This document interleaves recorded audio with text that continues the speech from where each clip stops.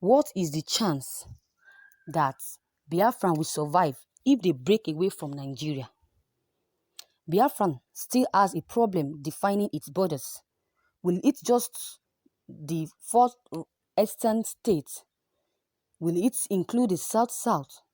Will it include Igbo-speaking communities in Delta, Rivers, Kogi, Benue, Akwa Ibom, and Cross Rivers? They also have a problem with migration. Would the Igbo man who has spent his entire life in Kano be chased back to Enugu? Where does he live? Would he be given a house, or does he become a refugee in his land? How do states cater for the millions that would struggle for the inadequate resources? Have you been to Aba? If Biafran were to break off today and just the Igbo-speaking states were to live, Nigeria would most likely cease to exist. The only problem there is that Nigeria would resist for chance to part with its cash cow. Hence, a military intervention will be known. If a two-state solution is allowed, impossible because the South, West, and Middle Belts would leave the Union. The eastern states have a cordial relationship with the South, so they could serve as a port. If Biafran lives peacefully, plus Niger Delta states stay within Nigeria and no restrictions placed on trade with Biafran, and smart leaders, Obi on Studio Nkoji, elected, not someone like Biafran or Oji Uzokalu or Rocha Okorochas. They had worked with the Akwa Ibom Rivers, Delta State, and Cross River to utilize their ports to ship goods instead of passing through the Lagos port. Rail lines connecting Aba, Nnewi, Owerri, Enugu, Nsukka, Akwa of core southern cities like Port Harcourt, Calabar, Uyo, Warri, Asaba, and maybe even some states in the Middle Belt like Benue and Jos. The Southeast does not have the land to ensure food security, so they need to employ highly organized Israeli like Smart Farming Israel, which is 60% desert, but it is a major agriculture exporter. Since I believe the two industries that the East may want to explore is manufacturing and services, they would also need tech cities. I am talking a cozy tech city, which is cited in value of Silicon Valley's situations scattered around. If they are able to transport their goods, have building state up, cities and manufacturing booths, twists utilizing smart agricultural practices to reduce their dependence of the Middle Belt for food, they can survive. Since none of whatever I wrote is on ground, with dilapidated constructions everywhere and no plan for the state and cities, they wouldn't even last for 5 years. Like I pointed out earlier, the only way Biafran survives is to live peacefully and still get a trade with Nigeria, using Nigerians' waterways with structures in place.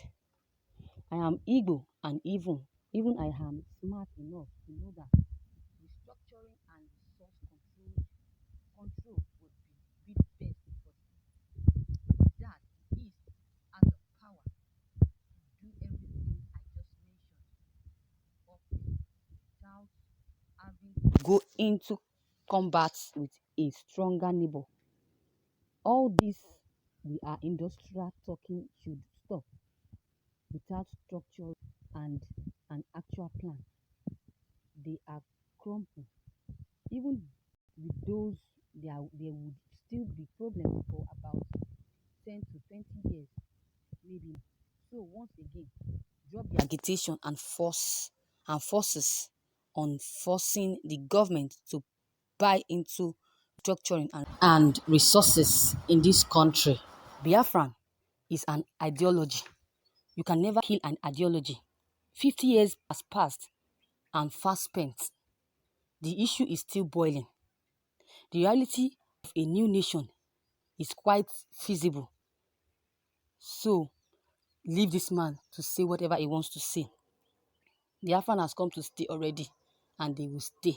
So, no matter what anybody says, or no matter how people criticize Nnamdi Kanu, the leader of the indigenous people of Biafra, we should not insult him, or we should not we should be polite by telling him or her what you know and what Biafran will become, not criticizing or insulting. Boko Haram members advising Biafrans is a joker, and it's a joke that should not be taken. Terrorists advising Biafran, we don't need their advice. So we should stop insulting them. Leave them, let them say their mind. It's their opinion. They should say what they like. That is it. The Biafran Republic will dominate the headlines as it will assert itself in sports, economy, manufacturing, education, and so on and so forth. Igbo have the highest number of diaspora technocrats, more than any tribes in the third world. They have their mineral and human resources in abundance. So be mind that Biafran will not only stand alone. Biafran will help other African states to survive in all this. So we should not panic. Biafran will not only survive, but they will succeed. Let the agitators use diplomacy. Let them follow the United Nations led down process. They should stop criticizing Biafran because Biafran has come to stay. That is just it. You are not economic-driven experts. If we are not economic-driven experts, and we are not calculators, because if Igbos could harness the no resources during the Civil War, where technical know-how was low, how will it be now where every living Igbos in European country, Asia, American, doing very well in the field of every field, both in business, engineers, doctors, scientists, etc. Let economy of Biafran spring up, and the Biafran funds will be competitive with international currency. The Biafran government then will quickly mobilize their technocrats in every discipline. Those areas you feel is not possible will be possible. That's just it. The thing we should do now is how to actualize Biafran first, and not to be worried about what will happen or what will not happen if Biafran has gained its republic. So viewers, what is your own contributions? What is your own comments? What do you have to say concerning this? If you have any, drop them below the comment box. Click on the subscription button and also click on the bell button to receive notifications. Like this news and share this news as well. Thank you as you do. Bye.